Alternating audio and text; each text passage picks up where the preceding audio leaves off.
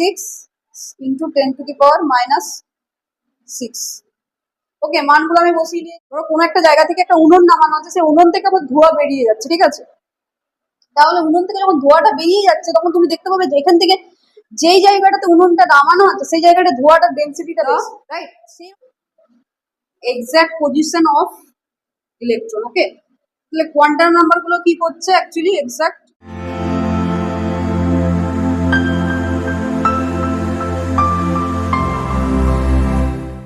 তাহলে আমরা এখানে ম্যাথটা সলভ করব। দেখো তাহলে কি এখানে ডেল্টা এক্সটা কি দিয়েছে? ডেল্টা এক্সটা দিয়েছে 1 মাইক্রোমিটার, তাই তো? তাহলে 1 মাইক্রোমিটার মানে হচ্ছে 10 to the power minus 6 meter. Okay, তাহলে দেখো delta x into delta m v greater than equal to h/4 আমরা জানি, ঠিক আছে? আর এম এর মানটাও দিয়ে দিয়েছে। এম এর মানটা কত দিয়েছে? এম এর মানটা এখানে দিয়েছে 5.86 into 10 to the power minus 26 kg. Okay, M এর মানটা দিয়েছে 5.86 into 10 to the power minus 26 kg. তাহলে ডেল্টা ভির মানটা কত হবে? ডেল্টা ভির মানটা হবে ডেল্টা ভি ইকুয়াল বা greater than equal to H by কত হবে? 4 pi M to delta X, তাই তো? তাহলে ডেল্টা ভি এর মানটা আমি এখানটা বসিয়ে দিচ্ছি, তাহলে সুবিধা হবে। এই মানটা, এই মানগুলো এখানে এই ইকুয়েশনটা আমরা ইকুয়েশনে বসিয়ে দেবো। ওকে,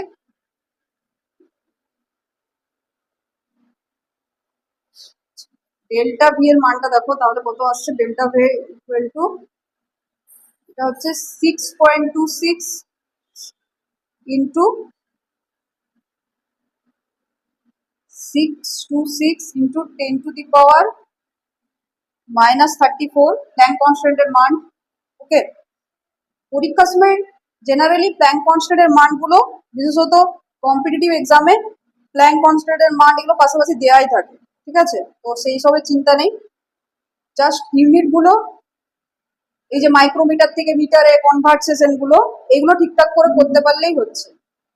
তারপরে তোমার এরকম ইকুয়েশনে ফেলে দিলেই মানটা into 10 to the power minus 26 into 10 to the power minus 6। ওকে, মানগুলো আমি বসিয়ে দিয়েছি। মাসের মানটা বসিয়েছি, পজিশনের মানটা বসিয়েছি, আরেকটা এটা কিসে, আরেকটা হচ্ছে তোমার পায়ের মানটা বসিয়েছি 3.14, আর এটা হচ্ছে তোমার প্ল্যাঙ্ক কনস্ট্যান্টের মানটা বসিয়েছি। তাহলে এটা কত আসবে? এটা ক্যালকুলেশন করলে আসবে তোমার delta V equal to 9 into 10 to the power minus 4 metre second square. Okay, তাহলে ডেল্টা ভি বা ভেলোসিটির আমরা এররটা কত পাচ্ছি? 9 into 10 to the power minus 4 metre second inverse আমরা ভেলোসিটির এররটা এখানে পাচ্ছি। যদি আবার এখানে কি দেওয়া আছে? পজিশন আর মাস দেওয়া আছে, তাহলে আমরা the error in its velocity will be 9 into 10 to the power minus 4 metre second inverse. এটা হবে ভেলোসিটির এরর। ওকে, তাহলে এরকম ভাবে আমরা ম্যাথ গুলো সলভ করতে পারি। আরো অনেক ধরনের ম্যাথ আসবে, অনেক একটু ডিফিকাল্ট টাইপের ম্যাথ আসতে পারে, যেটা আগেরটা যেটা করলাম সেরকম টাইপের আসতে পারে, ঠিক আছে? আরো অনেক ধরনের আসবে। দুটো প্রথমে এক্সাম্পল দিলাম, আরো পরে পরে অনেক ম্যাথ আমরা করবো, ঠিক আছে? তাহলে এটা মুছছি আমি। তাহলে দেখো হাইজেনবার্গের আনসার্টিনিটি প্রিন্সিপাল আমরা করলাম, তার থেকে আমরা ইকুয়েশনটা বললাম, তার থেকে আমরা ম্যাথ করলাম। এরপর দেখো, এরপর আমরা যেটা পড়বো সেটা হচ্ছে quantum mechanical model of atom. Okay, quantum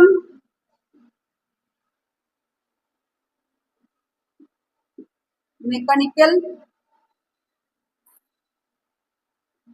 model of atom. Okay, quantum mechanical model of atom. এখন আমার অ্যাটমের মধ্যে ইলেকট্রনটা কি হয়ে গেল? পার্টিকেল প্রপার্টি থেকে আমাদের আরেকটা জিনিস আমরা অ্যাটমের মধ্যে ইলেকট্রনের মধ্যে খুঁজে পাচ্ছি, সেটা হচ্ছে তোমার ওয়েভ প্রপার্টি। ওকে, তাহলে আমরা যে ওয়েভ প্রপার্টি পাচ্ছি, পার্টিকেল প্রপার্টি, ওয়েভ প্রপার্টি, এইটার উপরে বেস করে আমরা পড়েছিলাম যে নিউক্লিয়াসকে রিভলভ করে ইলেকট্রন ঘুরছে, রিভলভ করছে, নিউক্লিয়াসকে মাঝে রেখে ইলেকট্রন ঘুরছে। এটা হচ্ছে অ্যাটমের মধ্যে এরকম পজিশনে ছিল। তো তারপরে বোরের পস্টুলেট এলো, ইলেকট্রন যে একটা নির্দিষ্ট সেলে ঘুরে, সেটা বোরের পস্টুলেট দ্বারা প্রুভ হলো। এরপরে যখন আমাদের ইলেকট্রনের এই যে যেটা আমি বলে আসছি যে ডুয়েল প্রপার্টিটা এলো, যে ইলেকট্রন যে একটা ওয়েভ হিসাবে ইলেকট্রন অ্যাজ এ ওয়েভ ক্যারেক্টারও দেখা হয়, তখন কি হলো, এই যে ইলেকট্রন যে রিভলভ করছে নিউক্লিয়াসের মধ্যে, ইলেকট্রনের যে এক্সাক্ট পজিশনটা কোথায়, সেই পজিশনটা কে জানার জন্য, সেই পজিশনটাকে ঠিক করার জন্য শডিঙ্গার নামক একজন বিখ্যাত সায়েন্টিস্ট ছিলেন কোয়ান্টাম মেকানিক্সের।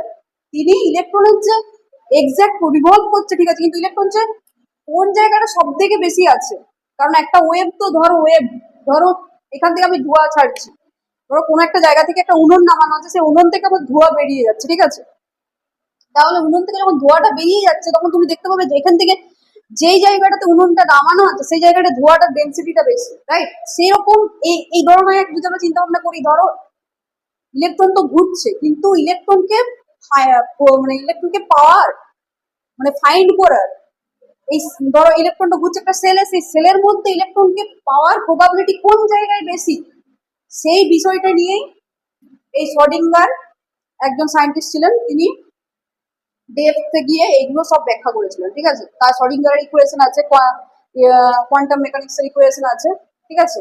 তো শডিঙ্গারের ইকুয়েশনের মধ্যে ইকুয়েশনটা আমি বলবো, ইকুয়েশনের সাই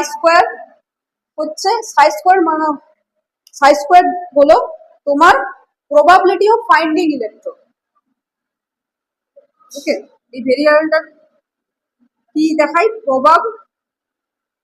শডিঙ্গার ইকুয়েশনে এই ভেরিয়েবলটা পাবো আমরা, প্রবাবিলিটি অফ ফাইন্ডিং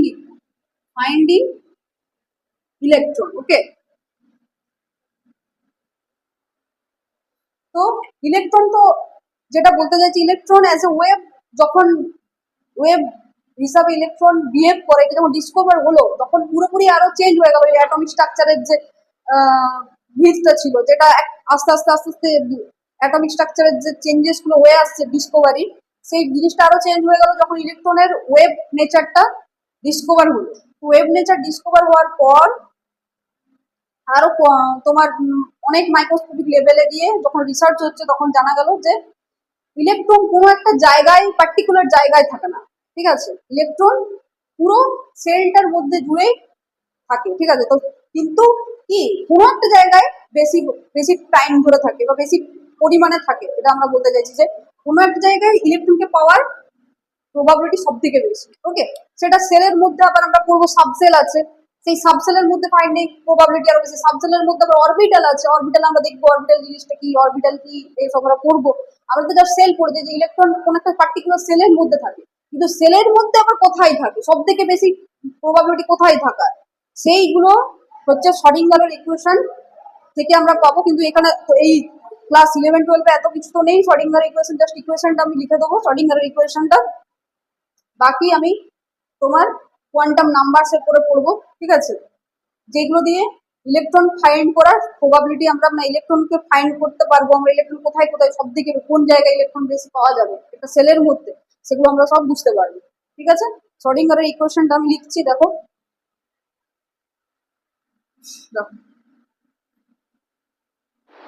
শডিঙ্গারের ইকুয়েশনটা হচ্ছে D square double derivative, D square plus D এর ডবল ডেরিভেটিভ 5 সরি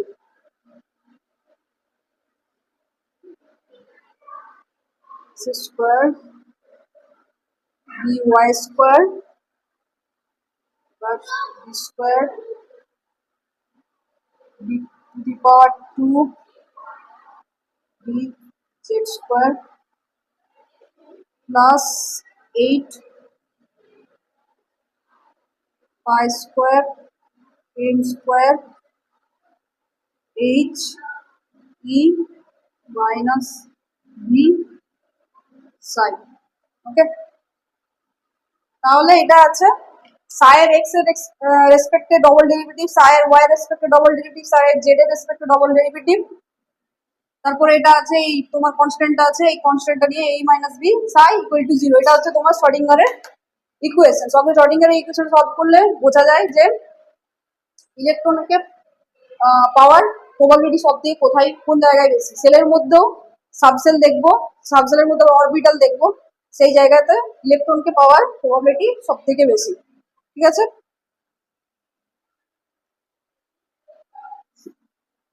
এরপর দেখো জাস্ট আমি লিখে দিলাম শ্রোডিঙ্গারের ইকুয়েশনটা থেকে আমরা কোয়ান্টাম নাম্বার বলে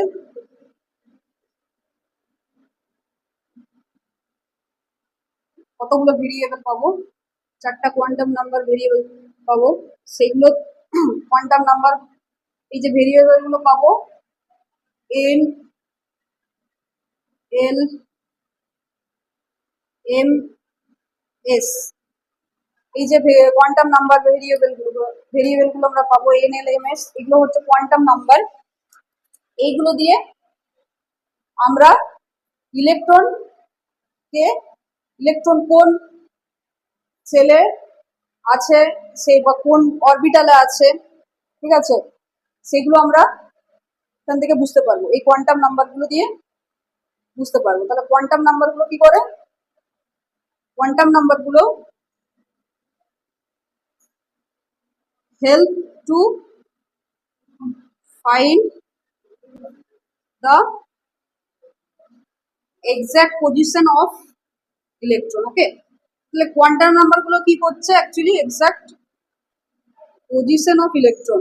তাহলে এই কোয়ান্টাম নাম্বারগুলো কি করছে, help to find the exact position of electron.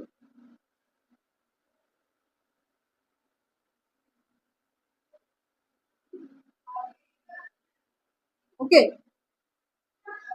ঠিক আছে, এরপর আমি জাস্ট বলে দিচ্ছি এই কোয়ান্টাম নাম্বারগুলো কি কি নাম। ঠিক আছে, পরের দিনে আমি পরের ক্লাসে ডেসক্রাইব করবো quantum number in a depth. এই এনটাকে বলা হয় principal quantum number. Okay, principal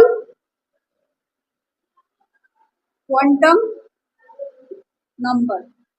ওকে, এলটা হলো অ্যাজিমুথাল